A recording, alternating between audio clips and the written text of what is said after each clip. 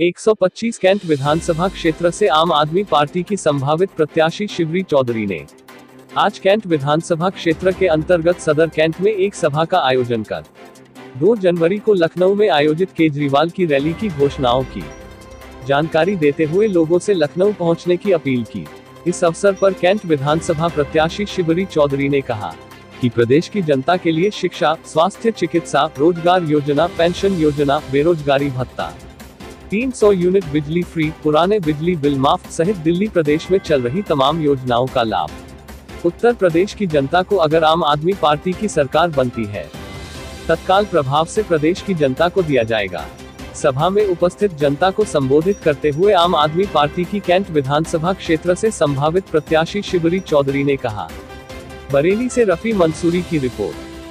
ये मुनाफे की तो मैं आप लोगों से यही कहना चाहूंगी कि आने वाले इलेक्शन में आपको कोई भी मिठाई दे, चॉकलेट दे, दारू दे, लेकिन आप अपने वोट को सही जगह लगाइए ताकि आपके अच्छे हो, आपके भविष्य अच्छा हो, बच्चों का, आपके बच्चों का भविष्य अच्छा होगा तभी आपका बच्चा कामयाबी की ओर बढ़ेगा।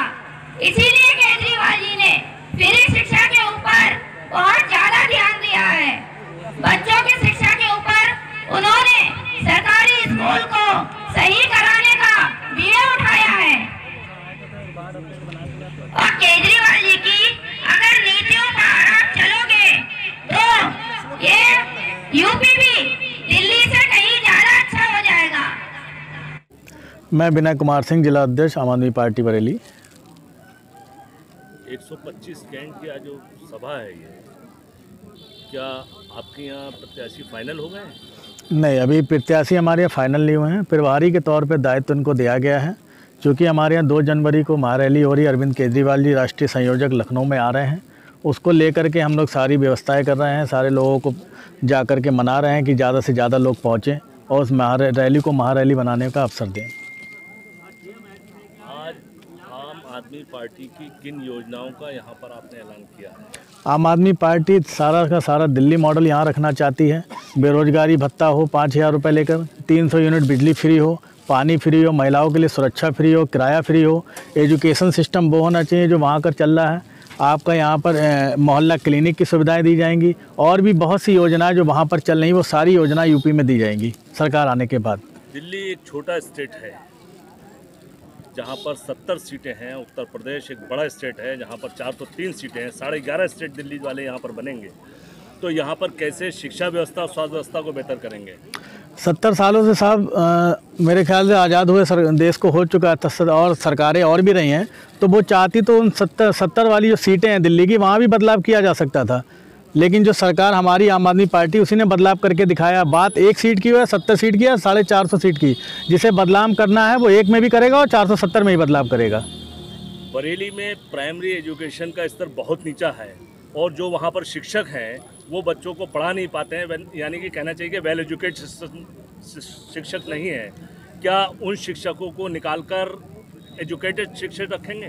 निकालना किसी भी चीज़ का सलूशन नहीं होता है। हमारे दिल्ली में भी जो शिक्षक थे वो भी इसी तारीख थे, लेकिन उनकी विदेश में जाकर के ट्रेनिंग कराई गई, उनको इस लायक बनाया गया ताकि एजुकेशन सिस्टम को आज जो है पूरा देश विदेश में भी डंका बच रहा है हमारे दिल्ली सरकार का। और मैं तो बरेली की नहीं कह रहा हूँ, पूरे उत्तर प्रदेश की, दिल्ली को छोड़ के पूरे इंडिया की जो है एजुकेशन सिस्टम बिल्कुल बेकार है, ध्वस्त है और कोई भी सरकार इस पर काम नहीं कर रही है। सिर्फ दिल्ली सरकार ही काम कर रही है। साउथ इंडिया में तो बेहतर शिक्षा है। मैं मानता हूँ आज शीर्ष 10 में सिर्फ हमारे दिल्ली के 3 शीर्ष 10 में जो टॉप 10 आए हैं इंडिया के, उसमें 3 कॉलेज जो है 3 स्कूल दिल्ली के हैं और साउथ का तो मुझे एक आधी होगा तो शायद होगा। ये बताइए अध्यक्ष जी, जो आप ट्रेनिंग के लिए कह रहे हैं बाहर विदेश भेजे जाएंगे शिक्षक, अभी डीएम साहब ने कुछ स्कूलों का दौरा किया था, वहाँ पर टीचर जो है इंग्लिश नहीं पढ़ पाए थे। ऐसी स्थिति में क्या करेगी आम आदमी पार्टी? ऐसी स्थिति में उनको देखा जाएगा, कहीं ना कहीं एक स्केल, एक परिमाप बनाया जाएगा और उस पर वो खरे उतरते हैं वो परीक्षा कराई जाएगी। खरे उतरते हैं तो उनको आगे रखा जाएगा, नहीं खरे उतरते हैं तो उनको वैसे ही निष्कासित किया जाएगा। अब वो मैं अभी नहीं कह सकता क्योंकि वो सरकार नहीं है और निष्कासित करना किसी भी चीज़ का उत्तर नहीं होता है। उसका सोल्यूशन मैंने आपसे पहले भी कहा कि हम कोई ट्रेनिंग कराएंगे, उनको इस लायक बनाएंगे और कोई भी ऐसा आदमी नहीं है जिसको कि आप पढ़ा लिखा कर ट्रेनिंग दे करके उसको सक्षम ना बना सकें। यहाँ की स्वास्थ्य सेवाएं जो हैं वो भी जिसे कहते हैं बहुत ख़राब हैं। उसके लिए आम आदमी पार्टी की क्या योजना है? मोहल्ला क्लिनिक जो दिल्ली में चल रहा है वही सीधा सा फंडा है कि यहाँ पर आएगा, वही सीधा मॉडल है, वो यहीं आएगा। और मोहल्ला क्लिनिक के वहाँ से जो दिल्ली में 1 रुपए से लेकर के 50 लाख तक का इलाज वहाँ उस मोहल्ला क्लिनिक के या वहाँ जो अस्पताल हैं दिल्ली में वहाँ दिया जाता है, वही यूपी में किया जाएगा। उसके अलावा 1 से लेकर 300 जाँचें तक बिल्कुल निःशुल्क जो है कराई जाएंगी। क्या उत्तर प्रदेश में स्वास्थ्य सेवाएं दुरुस्त करने के लिए एम्स, पंत और राम मनोहर लोहिया जैसे हॉस्पिटल आम आदमी पार्टी के एजेंडे में हैं? बिल्कुल हैं। लेकिन और तो आप लोग ऐलान नहीं करते हैं। ऐलान करना जब सरकार आ जाएगी। अभी तो हम मूलभूत चीज़ों को देख रहे हैं कि जो ज़मीन से जुड़ी हमारी जो जनता है, जिनको आज तक किसी सरकार ने देगा, वोट तो लेने के नाम पर आ जाते हैं, लेकिन जब कभी काम की राजनीति होती तब कभी उनको देखा नहीं जाता है। यही हर कोरोना में देख लीजिए, लाखों करोड़ों रुपए के जो बेचारों ने फूंक दिया, उनके पेशेंट जो है बाहर मर गए, उस पर किसी सरकार ने ध्यान नहीं दिया। आज हमारी आम आदमी पार्टी सब चीज़ों को देख रही है, सब चीज़ों को कर रही है, तो हम किसी हॉस्पिटल का नाम लेकर के नहीं, हम तो सारे जो व्यवस्था ही बदलना चाहते हैं पूरे उत्तर प्रदेश की। उत्तर प्रदेश की कितनी सीटों पर आम आदमी पार्टी पूरी 403 सीटों पर लड़ेगी। बरेली की कितनी सीटों पर प्रत्याशी आपके? अभी 5 पर प्रभारी बनाए जा चुके हैं, 4 पर जो है आवेदन गए हुए हैं। उस पर विचार होने के बाद ऊपर जो हमारी सरकार है उसमें डिसाइड करेंगे क्या है। चुनाव आगे नहीं बढ़ता है संभवतः और मार्च में ही चुनाव होता है, तो क्या 9 सीटों पर आपके प्रत्याशी आपके पास मौजूद हैं? बिल्कुल मौजूद है हमारे पास, बल्कि हमारे पास तो ज़्यादा तक हैं। और उसमें देखना है कि हमें कौन अच्छा है कौन बुरा है, क्योंकि हम सभी एक आम आदमी को लेकर के चल रहे हैं। क्योंकि बाकी राजनीतिक पार्टियों में पैसे वाले और हर तरीके के लोग आ रहे हैं और हम बदलाव करने आए हैं, तो हम एक आम आदमी को चुन रहे हैं। इन 5 जगहों पे जो आपके प्रत्याशी हैं, इनमें से अभी तक किसी का चेहरा साफ हुआ है? बिल्कुल हुआ है। आप कृष्णा, अभी तो फाइनल के ये तो लास्ट मोमेंट पे ही पता लगेगा। अभी जैसे शहर से कृष्णा भारद्वाज जी हैं, उनको प्रभारी बनाया गया है। फरीदपुर से जनक प्रसाद जी हैं, उनको प्रभारी बनाया गया है। नवाबगंज से सुनीता गंगवार जी, उनको प्रभारी बनाया गया है। आंवला से राम सिंह मौर्य, उनको प्रभारी बनाया गया। और बाकी 5 अपनी जगह जगह मेहनत कर रहे हैं, पार्टी का झंडा उठाए हुए हैं। सारी जो पार्टी की योजनाएं वो धरातल पर बताने की काम कर रहे हैं। प्रभारी बनाया गया, वही टिकट के दावेदार हैं? अभी तो मैं नहीं कह सकता ऐसे, क्योंकि ये मेरा फैसला नहीं होता है, ये ऊपर का फैसला है। जो भी फैसला ऊपर का होगा वो आप लोगों के सामने आ जाएगा जल्द से जल्द। चेहरा किसी का साफ नहीं हुआ अभी क्लियर नहीं है।